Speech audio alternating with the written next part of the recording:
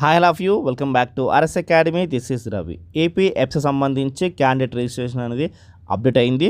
So already registration ఎలా చేసుకోవాలని నేను ఆల్రెడీ చెప్పాను, మొత్తం ప్రాసెస్ మొత్తం చూపించాను. ఆయన కానీ స్టూడెంట్స్ అడుగుతున్నారు కాబట్టి మళ్ళీ ఒక షార్ట్ వీడియో మీకోసం తీస్తున్నాను. క్లియర్గా ప్రతి విషయం చెప్తాను, ఏ పాయింట్ మిస్ చేసుకోకండి. సో ఫస్ట్ మనం క్యాండిడేట్ రిజిస్ట్రేషన్ మీద క్లిక్ చేద్దాము. సో క్లిక్ చేస్తే మనకి అఫీషియల్ వెబ్సైట్ నుంచి క్లిక్ చేస్తే AP EAPCET hall ticket and date of birth చూపిస్తుంది. ఇక్కడ మన డీటెయిల్స్ అనేవి ఎంటర్ చేసి మనం సబ్మిట్ చేయాలి. సో ఆల్ టికెట్లు ఏవైతే ఉన్నాయో అదే డేట్ ఆఫ్ బర్త్ అప్లై చేయాలి. సో సబ్మిట్ అని క్లిక్ చేసిన తర్వాత మనకి డీటెయిల్స్ అనేవి ఇలా వస్తాయి. సో దీంట్లో మన ఎవ్రీ డీటెయిల్స్ ఉంటాయి, ఈచ్ టు ఈచ్ చూద్దాం.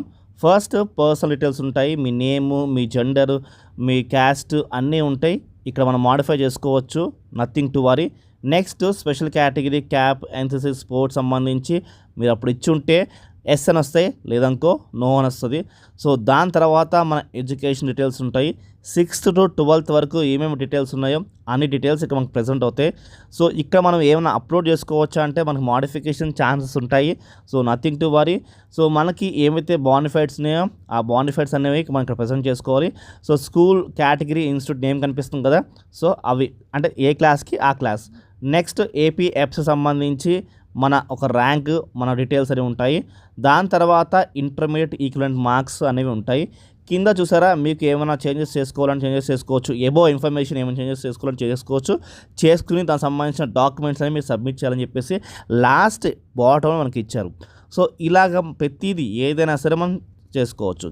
దాని పక్కన లాస్ట్ బాటం పక్కన హెల్ప్ లైన్ సెంటర్ సంబంధించి ఉంది. ఎవ్రీ డీటెయిల్స్ క్లియర్గా చూపిస్తాను.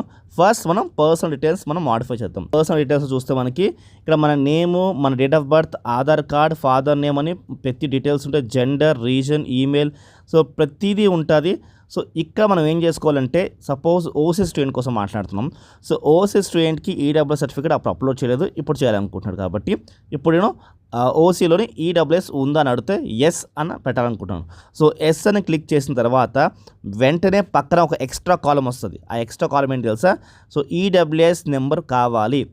ఎస్ అని పెట్టిన తర్వాత ఈడబ్ల్యూఎస్ నెంబర్ కావాలని చూపిస్తుంది చూడండి. దాని తర్వాత ఆ ఈడబ్ల్యూఎస్ నెంబర్ ఎంటర్ చేయాలి. ఎంటర్ చేసిన తర్వాత కింద ఇన్కమ్, సో ఎంత, సో నాట్ అప్లికేబుల్, లేకపోతే బిలో, అబౌ 250,000 అంటే 2,50,000 అని చెప్పేసి ఉంది.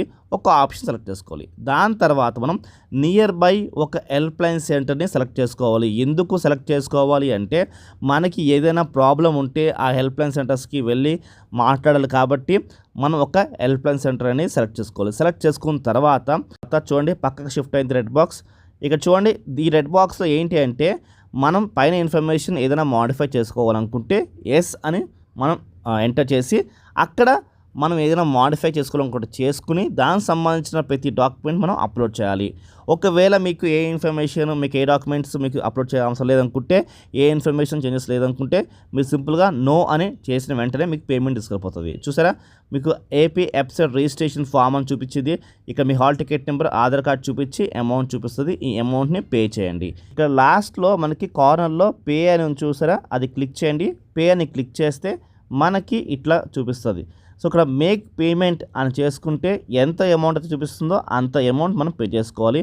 పే చేసుకుంటే సక్సెస్ఫుల్గా మనకి అయిందని చెప్పేసి ఒక విండో మనకు వచ్చింది. దీన్ని మనం ప్రింట్అవుట్ తీసుకుందాం. ప్రింట్అవుట్ తీసుకోవడానికి చూసారా ఇక్కడ ప్రింట్ అనే ఆప్షన్ ఉంది. సో ఇక ప్రింట్ ఆప్షన్ క్లిక్ చేయగానే మనకి సక్సెస్ఫుల్గా ఒక ప్రింట్ అనేది వచ్చేస్తుంది. సో స్టూడెంట్స్ ఇది. సో మీకు నచ్చింది అనుకుంటున్నాను. నచ్చితే వీడియో లైక్ చేయండి అండ్ సబ్స్క్రైబ్ చేసుకోండి. ఈ వీడియో మీ ఫ్రెండ్స్కి షేర్ చేయండి. Thank you for watching this video. Bye.